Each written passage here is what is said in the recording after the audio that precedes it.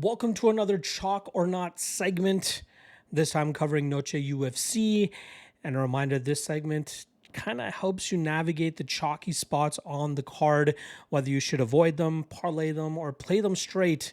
Will help you navigate that as best as possible and try to come out with some profit this weekend. Reminder, my definition of what a chalky spot would be categorized as is anything that is minus 185 or wider. And in particular for this card, we got 9 fights that have favorites over that minus 185 mark. So let's get right into it. First matchup up is the Daniil Donchenko fight, where he comes in at minus 225 going up against Rodrigo Cezinando. This is the Ultimate Fighter welterweight finale for this past season's show. Donchenko, very skilled, nasty Muay Thai. I think he should be able to really pulverize Cezinado on the feet, but Cezinado is very aggressive with his grappling approach, and he might be able to find some success with some takedowns, maybe even some control time.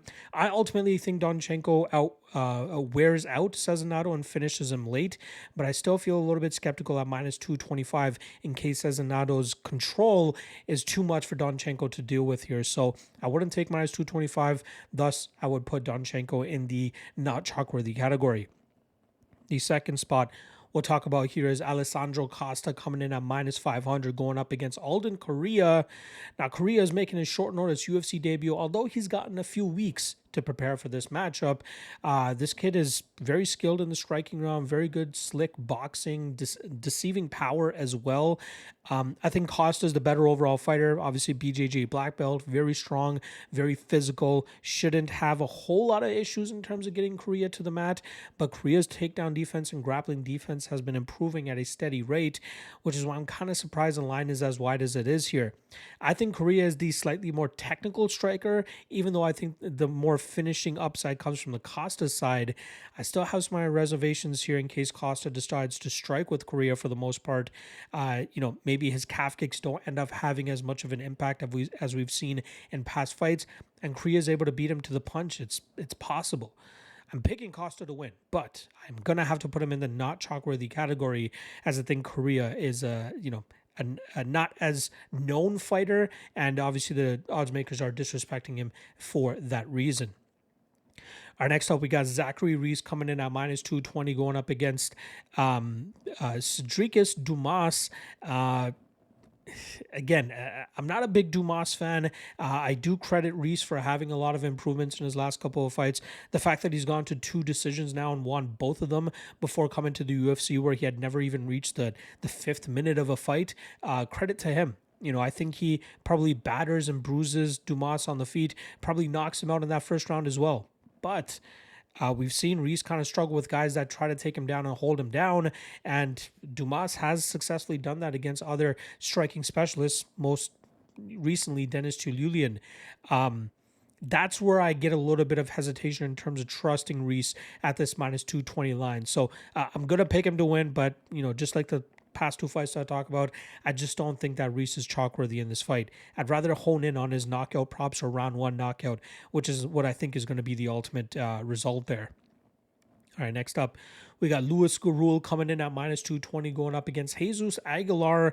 Gurul let me down big time last time around with Ode Osborne, who utilized his speed and power to really put it on Gurul and eventually counter him to put him away. Aguilar, a little bit more telegraphed in terms of the way that he looks to get his big power shots in, and I think that will allow Gurul to really tread at distance, keep that pressure as well.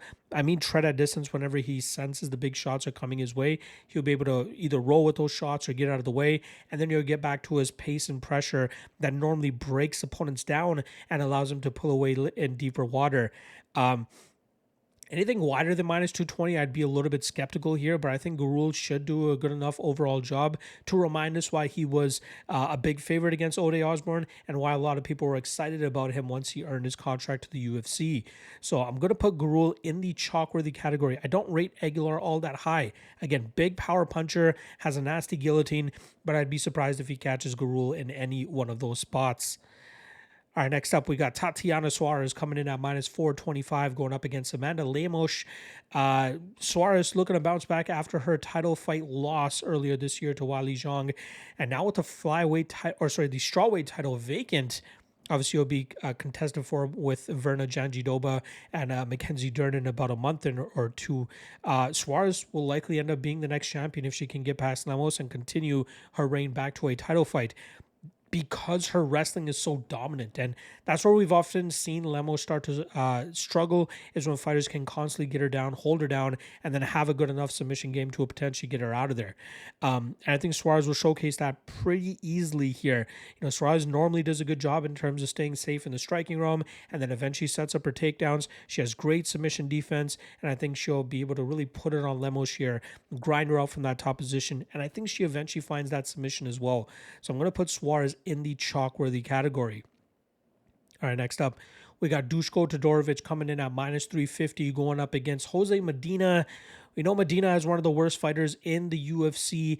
The guy just has good durability. He has a knockout shot or a Hail Mary knockout chance pretty much in every single one of his fights. But for the most part, this guy's going to be outskilled, outpointed, outworked, and Todorovic should be able to do all of that. Obviously, there is a little bit of concern with Todorovic's durability. He doesn't seem like he can really eat too many big shots. He ate some shots from Reese, and you're still able to see the scorecards there, but I think he'll be more successful here in terms of implementing his wrestle-heavy approach, and I wouldn't be surprised if he actually ends up mustering up a submission here as well. So I'm going to go Todorovic as a chalk-worthy spot, but I can understand if anybody's a little bit skeptical about it here, considering how he's been very inconsistent inside the UFC. All right, next up we got Kelvin Gastelum coming in at minus 260, going up against Dustin Stoltzfus. This is a fight that Gastelum should win. This is the level of opponent that he should be able to beat. He's 33 years old still, so he's still close enough to his prime to showcase that he is a UFC level talent. Even if he's being forced to fight up at 185 pounds because he just can't make 170 pounds anymore, or just couldn't do it consistently enough, this is still a fight that will keep him on the UFC roster. And I think that's what the UFC is doing for him here by giving him this type of matchup where if he showcases his defensive grappling well enough, as we've seen him do in the past, he should be able to wear Stoltzfus down and then eventually open up with big shots in the second and third rounds, and then from there eventually find a big shot to put Stoltzfus away. I feel pretty damn good about Gastelum in the spot. Again, he's been quite inconsistent, but this is the level of opponent that he should run through, and thus I'll put him in the chalk-worthy category. All right. Next up, we got Jared Flash Gordon coming in at minus 240, going up against Rafa Garcia. Garcia, solid all-around fighter, but I think his lack of knockout threat really gives Gordon the ability to dictate the pace of this fight. Gordon is a guy that normally utilizes a lot of pressure, a lot of forward movement, weaponizes his cardio very well, mixes in his grappling game very well. I'm sure his confidence in his hands are starting to improve, or at least get higher because of that knockout win that he had last time around against Thiago Moises. And I think he'll carry that momentum in this matchup against Garcia. Now, I've seen some guys that I respect that are actually on the Garcia side. Did that make me a little bit hesitant when I was researching this matchup? Maybe, but not to the point where I still don't think that Gordon is chalk-worthy in this fight. I think he'll control the majority of it. I think he'll really wear Garcia down, and I think he'll be in the driver's seat for the most part, and I think he'll end up looking that minus 240-ish line. So I'll put Gordon in the chalk-worthy category. All right, the final one now we're going to be talking about is in the main event with Gene Silva coming in at minus 205, going up against Diego Lopez. A lot of love coming in on Lopez over the last few days now. Silva was up about minus 330, down to about minus 205 now. So a lot of people trying to get that underdog money on the Mexican fighter, or at least Brazilian living in Mexico, if I'm not mistaken. I think that's the whole kind of beef here between Silva and Lopez. But I still think Silva is going to be too dangerous for Lopez. I know Lopez has some decent knockout power of his own, but I think that only works when he's facing guys that he clearly has a striking and power advantage over. And I don't think he has that here against Silva. I think once Silva starts landing some of his big shots, Lopez is going to start to get demoralized. He'll try to go to his BJJ and his grappling. I think he'll fail there. And then it's just a matter of time before Silva ends up landing a big shot and putting Lopez away. So, I like Silva here. It's crazy again that at least in my opinion, that the line is jumping as far down as it is. Maybe it ends up closing even closer than the current line. But as of right now, even at minus 205, I would put Silva in the chalk worthy category, as I just think he is just way more dangerous, and he should be able to once again put Lopez on his back foot and eventually find that knockout. All right. There you guys go. Chalk or not for Noche UFC. I dropped my top 3 lock of the night candidates earlier today. Contender Series is probably going on when this video drops, so hopefully we're able to cash some tickets there. But I will be back tomorrow for the quick picks version of the Noche UFC breakdown. I'll see you guys then. Peace.